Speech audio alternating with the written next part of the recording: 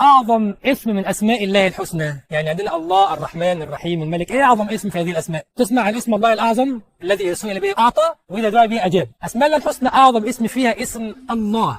ليه اسم الله اعظم اسم؟ لانه بيجمع كل الاسماء الحسنى. لو انا قلت لك مين الرحمن الرحيم، مين العزيز الحكيم، مين الغفور الرحيم، كل الاسماء بنسمع عنها كده هي ايه؟ الله. فهو الاسم او اعظم اسم انه جمع كل الاسماء. طب هل اسم الله هو برضه اسم الله الاعظم ولا لا؟ هنا بقى في علماء قالوا اسم الله هو اسم الله الاعظم على الاطلاق، وفي علماء قالوا اسم الله الاعظم موجود في جمله الله لا اله الا هو الحي القيوم. ما شاء الله. عشان كده عشان اسم الله هو اعظم اسم في اسماء الله الحسنى وبيجمع كل الاسماء الحسنى، تلاقيه دايما الاذكار باسم الله، سبحان الله، الحمد لله، لا اله الا الله، والله اكبر، ولا حول ولا قوه الا بالله. تعرف بقى ان اسم الله ليه 5 معاني؟ عايز تعرف المعاني دي؟